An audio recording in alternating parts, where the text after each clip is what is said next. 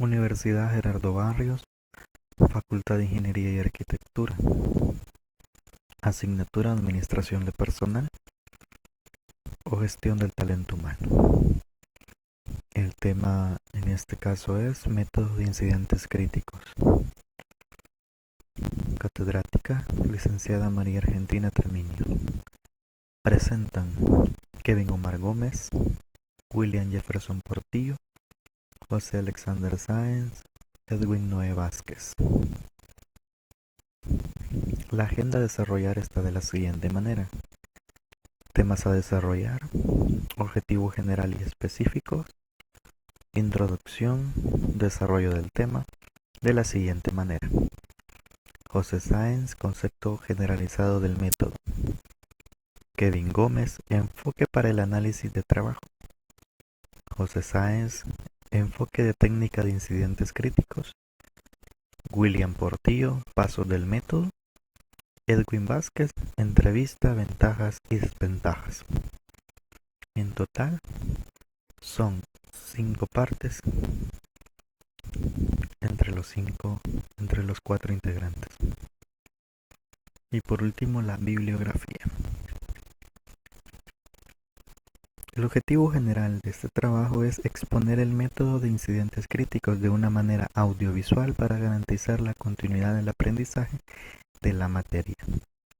Los objetivos específicos: explicar de forma clara el método de evaluación de desempeño de incidentes críticos. Y como segundo objetivo específico, saber y poder aplicar el método de la evaluación de talento humano.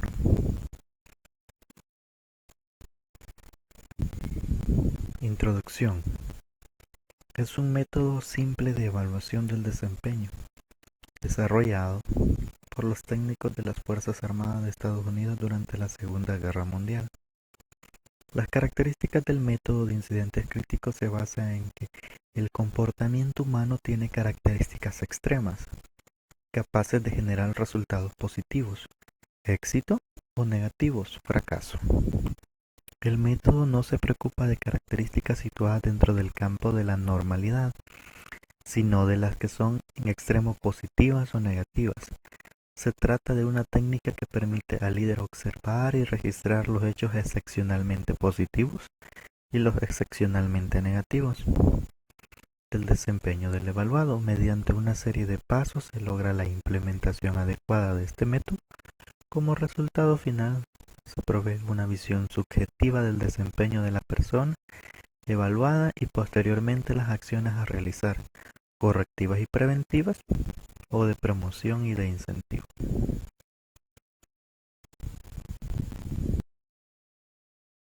El método de incidentes críticos es un método que pertenece al grupo de los métodos de evaluación de desempeño del personal en las organizaciones. El método de incidentes críticos es un método tradicional de evaluación muy sencillo que se basa en las características extremas o incidentes críticos que representan desempeños sumamente positivos o negativos. Los positivos nos producen éxito, los negativos nos producen fracaso. Este método fue introducido por Flanagan y Burns. Ellos tuvieron mucho que ver en este tema y también determinaron su funcionamiento de una forma muy sencilla. Cada factor de evaluación de desempeño, es decir, debe haber algo planeado, algo previamente establecido como factores de evaluación de desempeño, se transforman, pasan por un filtro y se convierten en incidentes críticos. Entiéndase como incidente crítico aquel factor determinante o aquella acción determinante para obtener resultados. Los resultados que se obtienen pueden ser negativos o pueden ser positivos. Si son positivos, son puntos a favor del trabajador, son fortalezas del trabajador. Si se evalúan y salen negativos, son puntos débiles que desfavorecen al trabajador. Por consiguiente, lo positivo se destaca y se usa con más frecuencia. Lo negativo se corrige o se elimina. Lo positivo debe incentivarse, lo negativo debe corregirse.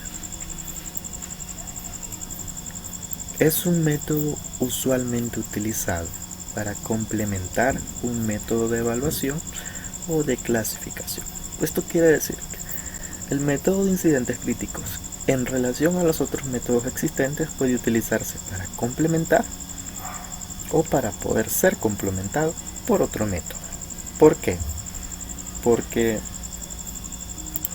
el trabajador es evaluado en un periodo de tiempo determinado, donde al inicio de ese periodo de tiempo se comienza a registrar los incidentes críticos o el resultado de los incidentes críticos que se le han asignado a dicho trabajador. Esos incidentes críticos a lo largo del tiempo determinado se convierten en acumulables. Al final del periodo de tiempo existen también los incidentes actuales, los que fueron finales en el periodo de tiempo.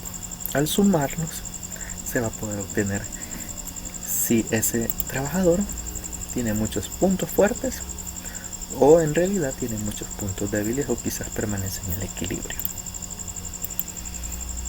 La técnica de incidentes críticos se examina como un enfoque cualitativo, es decir, un enfoque que se basa más en lo que se puede ver o lo que no se puede cuantificar para comprender los requisitos del mundo laboral.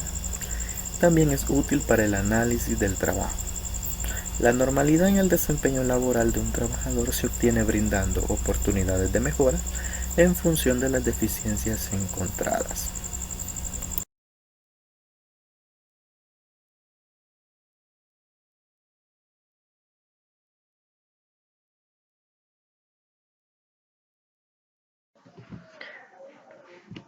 Actualmente, existen enfoques fundamentalmente diferentes que se pueden utilizar para analizar los requisitos laborales en un contexto laboral específico, de modo que se puedan desarrollar programas educativos para preparar a los futuros empleados. Se describirán brevemente tres de estos: el modelo de componentes de habilidades, el modelo profesional y el modelo de componentes generales. Enfoques de análisis de trabajo. Empezamos con el primer modelo. El modelo de componentes de habilidades. Es un enfoque analítico de tareas para describir los deberes laborales, tareas, habilidades y competencias generalmente amplias. Los entornos de trabajo que reflejan el modelo de componentes de habilidades se ha caracterizado como taylorista. En su orientación al trabajo y la supervisión, la planificación y el control reside en la administración, y se proporcionan instrucciones precisas a los trabajadores que llevan a cabo procedimientos predeterminados y quizás repetitivos bajo estrecha supervisión. Los estudios de tiempo y movimiento pueden proporcionar la base para tomar decisiones sobre las prácticas laborales más eficientes. Las herramientas que se utilizan para llevar a cabo el análisis de trabajo de componentes de habilidades son: encontramos la primera herramienta, DACUM. Es un desarrollo de un currículum. Comenzamos con un proceso que identifica funciones de un puesto de trabajo para obtener una ruta de aprendizaje. Es la base de una formación técnica. También contamos con otra herramienta, el FJA, que es un análisis de trabajo funcional. Esta herramienta establece competencias laborales, describe la razón de ser de la actividad y nos entrega un proceso integrado y articulado. La fragmentación del trabajo es el resultado de la descripción de actividades basada en el trabajo en partes componentes. Esto, a su vez, puede conducir a materiales de instrucción que son altamente específicos de la tarea. Este proceso de disección de trabajos en componentes específicos generalmente reduce los roles de los trabajadores y las necesidades de aprendizaje a una serie de funciones o habilidades laborales no relacionadas. El segundo modelo es el modelo profesional. un enfoque más holístico y orientado profesionalmente que busca comprender los requisitos laborales en entornos laborales específicos o contextos sociales.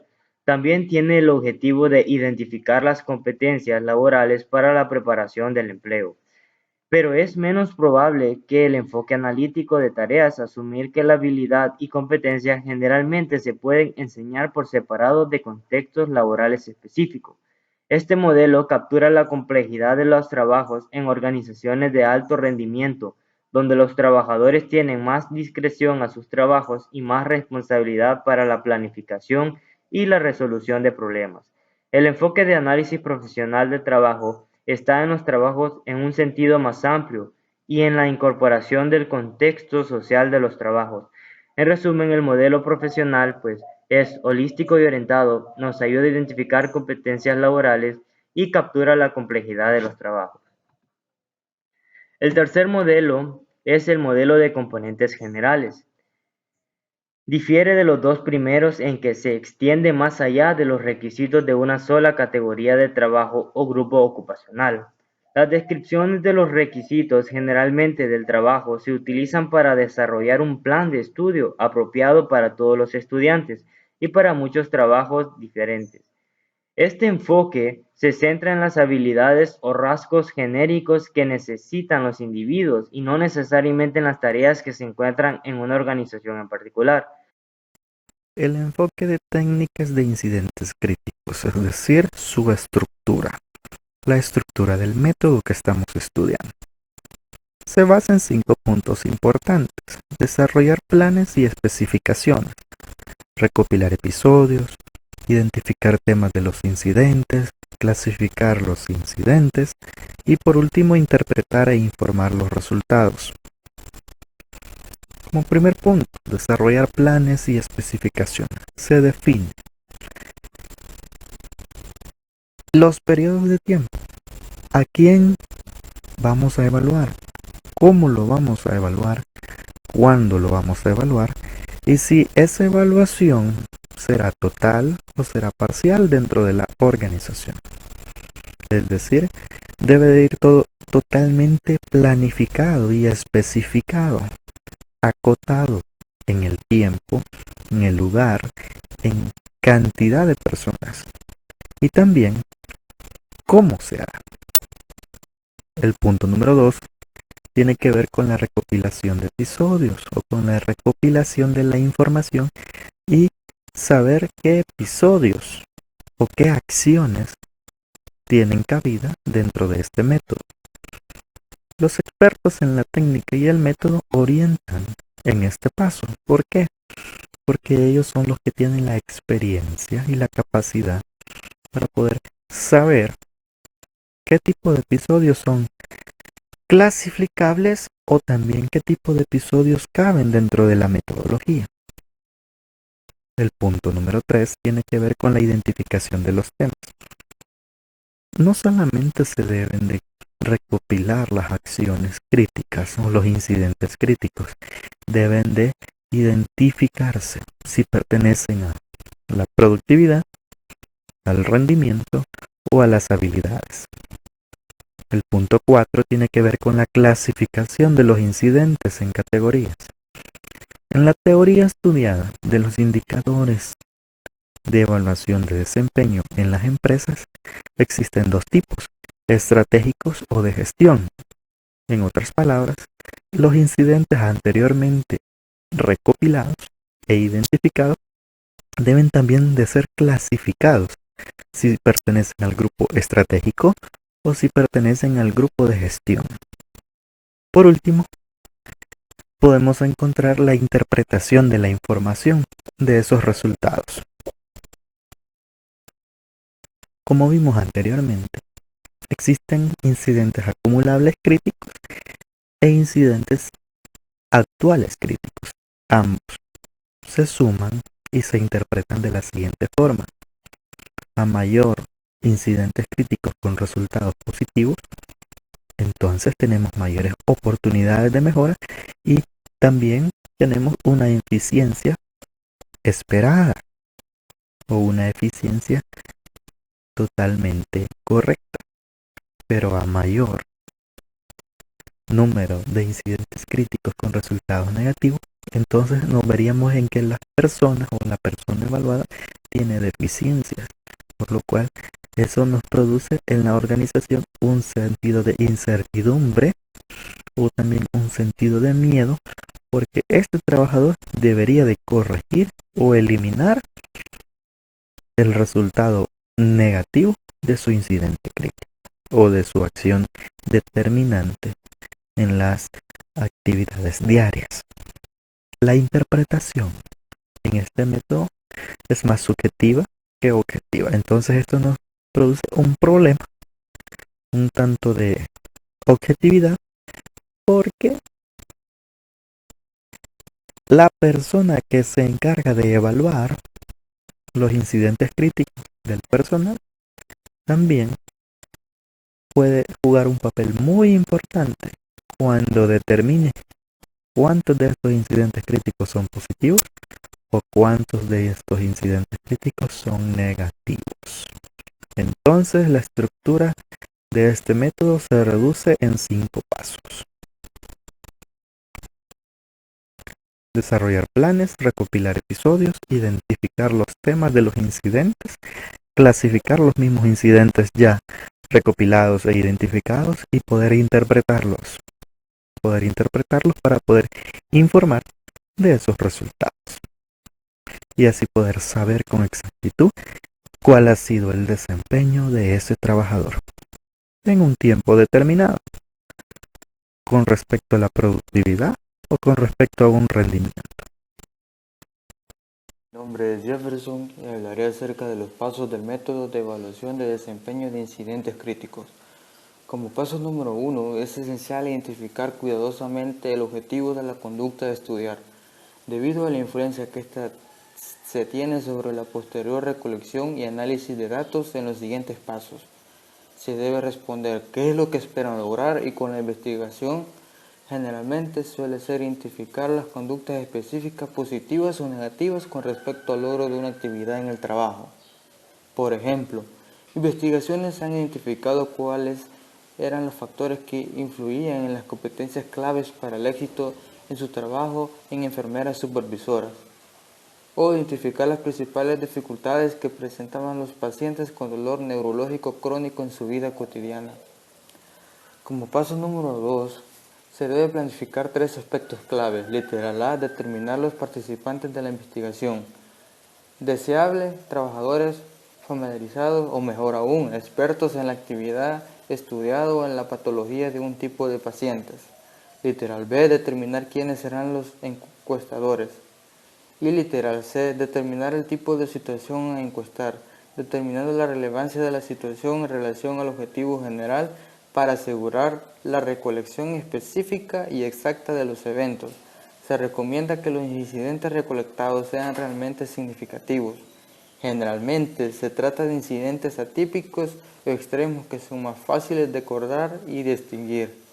Como paso número 3 tenemos la recolección de datos. Esta se puede realizar de diversas maneras dependiendo de lo acordado en los pasos anteriores, planteándose 3 vías principales para obtener los datos.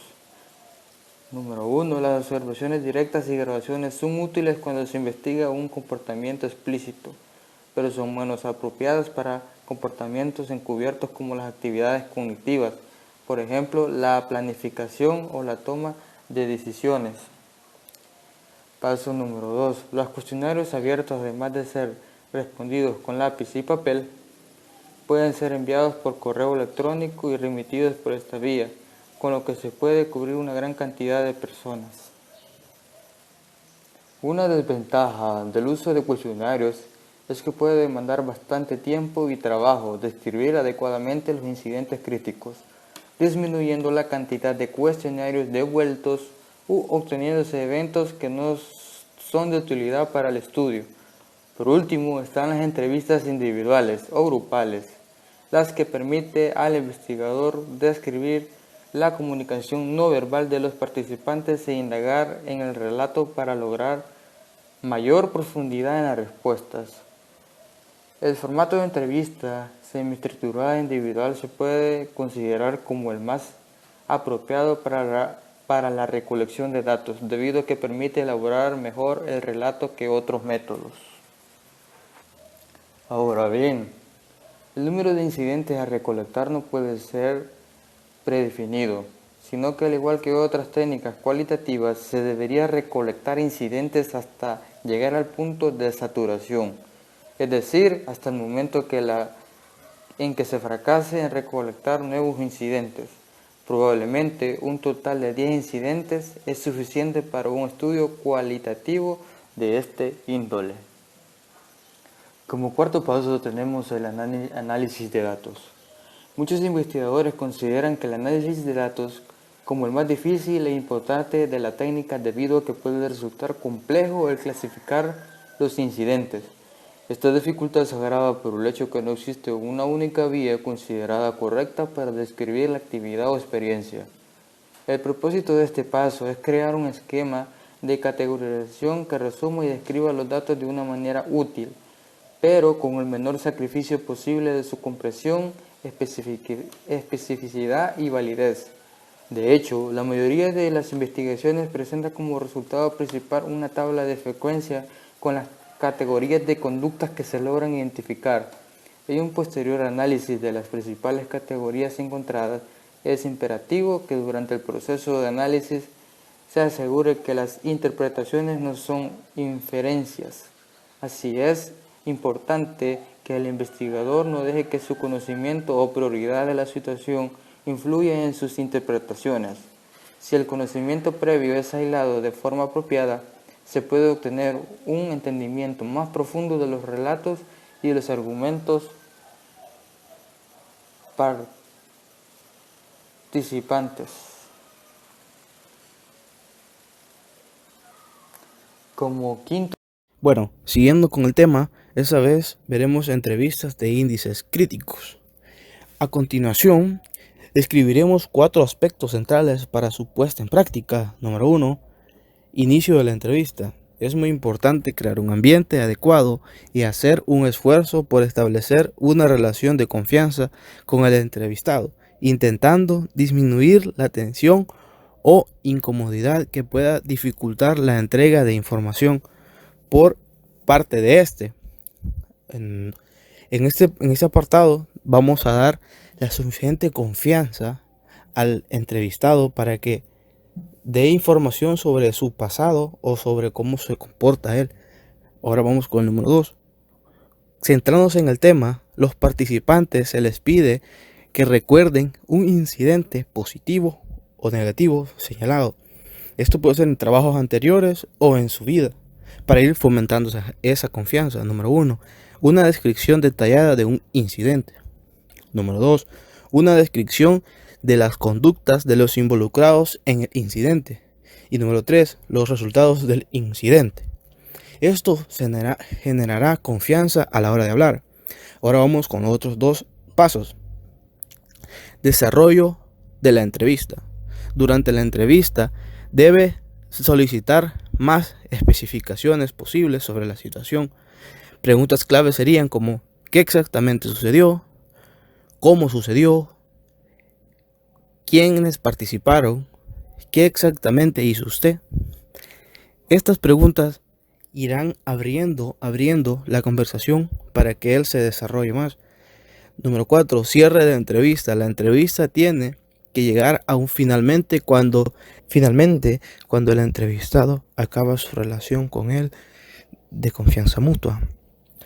Ahora, para finalizando, veremos las ventajas y desventajas de esto. Incidentes críticos. Primera ventaja: evalúa el desempeño excepcionalmente bueno y excepcionalmente malo. ¿Qué quiere decir? Esto resalta los picos altos, los picos bajos que tiene. Esto da claramente lo que tiene muy malo la empresa, o tiene muy malo el personal, o tiene excelente el personal, o excelente la empresa. Punto número 2. Hace hincapié en los aspectos excepcionalmente del desempeño. ¿Qué quiere decir esto? Que como decía que hacía los buenos y los malos, esto va viendo el desempeño que tiene alrededor de ella. O sea que puede apoyar lo bueno y puede hacerte hincapié en lo malo. O sea que está fijamente en lo bueno y lo malo, que puede llegar a afectar muchísimo a la empresa o al personal. Número 3. El método es fácil de instituir y de utilizar. Ahora vamos con las desventajas. No se ocupan los aspectos normales del desempeño. Esto mismo vemos que decía que solo los focalizamos en lo alto y en lo bajo. En lo del medio no, porque siempre necesitamos algo que esté manteniéndose. Y si vemos que no puede todo el tiempo estar arriba la empresa y abajo, tiene que mantenerse. Por eso no se ocupa en normal desempeño. Último punto. Peca por fijarse en los pocos aspectos del desempeño, por lo tanto resulta tendencioso. ¿Qué significa eso? O sea, como no todo el tiempo la empresa está arriba ni abajo, siempre hay pocos aspectos en los que se va a ir fijando. No es de mucha ayuda, pero claro que sí, cuando vemos que está demasiado bajo la empresa o algo así, ahí mismo atacamos. Y eso vamos viendo las desventajas que tiene este problema. Bueno, hasta aquí ha llegado mi participación. Muchísimas gracias. 3 libros fueron importantes y vitales para desarrollar este tema. Administración de recursos humanos, un enfoque latinoamericano. Administración de recursos humanos, el capital humano de las organizaciones. Y gestión del talento humano. Muchas gracias.